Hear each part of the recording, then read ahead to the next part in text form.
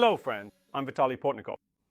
The President of the United States, Donald Trump, has announced that nuclear submarines have approached Russia.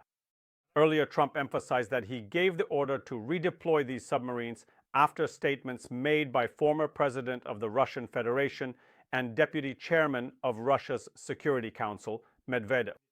Now, Trump explicitly states that Medvedev possesses a remarkably sharp tongue and consequently he issues a direct order to immediately redeploy the submarines.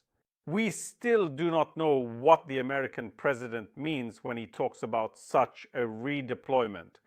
The United States Armed Forces are equipped with both submarines that have nuclear engines and submarines capable of using nuclear weapons to strike anywhere on Earth. And until now, none of the presidents of the United States has ever announced their redeployment.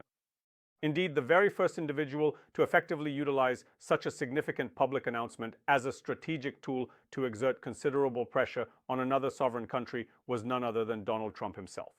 But it is clear that the announcement by the American president that American submarines, which obviously carry nuclear weapons, have approached the Russian Federation is a demonstration that from the war of words that has recently been taking place between the leadership of the United States and the leadership of Russia, Washington is capable of moving on to a real war of action.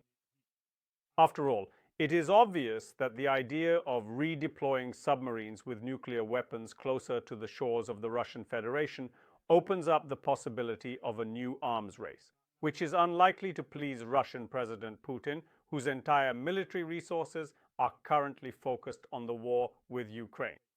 And he is not ready for any serious confrontation with the United States, even when it comes to an arms buildup. However, it is possible that the Kremlin, as of today, will ignore these statements by Trump as unverifiable and potentially used by the American president for propaganda purposes. At the same time, it is interesting to see what the next step of the Russian leadership will be after this statement by the American leader. After all, it is clear that Donald Trump is determined when it comes to nuclear threats from the Kremlin. Until now, the nuclear rhetoric espoused not only by Medvedev, but also by other Russian officials, had not met with such a loud and public response from the leaders of Western countries.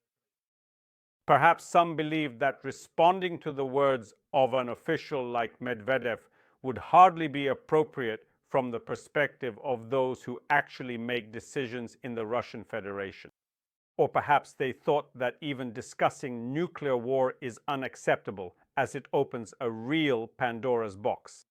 Trump decided to take a different approach, to show the leadership of the Russian Federation that juggling nuclear threats can lead not only to responses from the US State Department or the Pentagon, but also to changes in the actions of the US Department of Defense on the ground, as Putin himself likes to say.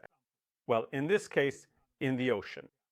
And Russia, of course, if it wants to maintain the prestige of a powerful nuclear state, will have to respond to Trump not with Medvedev's posts on social media, but by redeploying its own weapons in a way that creates real problems for the United States. Russian propaganda is already calling for at least the deployment of Oreshnik systems in Latin American and Caribbean countries. Obviously, this refers to countries like Venezuela or Cuba. And in this way, we are moving at incredible speed. If, of course, the leadership of the Russian Federation not only emphasizes such intentions, but actually carries them out toward a new Cuban Missile Crisis, toward Russia's desire to deploy weapons dangerous to the United States in immediate proximity to the United States. At one time, the reckless move by former First Secretary of the CPSU Central Committee, Nikita Khrushchev, to deploy Soviet missiles in Cuba became a true prelude to World War III. It took considerable efforts from both American and Soviet diplomacy. Behind-the-scenes meetings and negotiations were necessary so that Khrushchev and then US President John Kennedy could resolve the issue, and the Soviet missiles were relocated from Cuba. But now we are dealing with leaders who are much less cautious than Khrushchev and Kennedy. We understand the size of Putin's ego, who is fighting not just for control over our country, but also to turn Russia into a true political hegemon in Europe. And the only tool that can make this a reality for the Russian president is fear. The nuclear threat makes this fear tangible. But at the same time, we are also dealing with Donald Trump, who respects not only the national interests of his own country, but also his own ego. And of course, in such a situation, the American president is unlikely to respond cold-bloodedly to threats from the leadership of the Russian Federation to use nuclear weapons if Washington does not withdraw its support for Ukraine in its war against Russian aggression. So today we can say that against the backdrop of American submarines armed with nuclear weapons approaching the shores of Russia, the prospect of a real, not a fantastical, nuclear war between the two nuclear superpowers of the modern world has become more realistic than it was just a few weeks ago. And it may turn out that the calculation by one of the sides that the other will be ready to capitulate in the face of the threat of a nuclear strike could, as so often happens in world politics, prove to be wrong and ill-considered.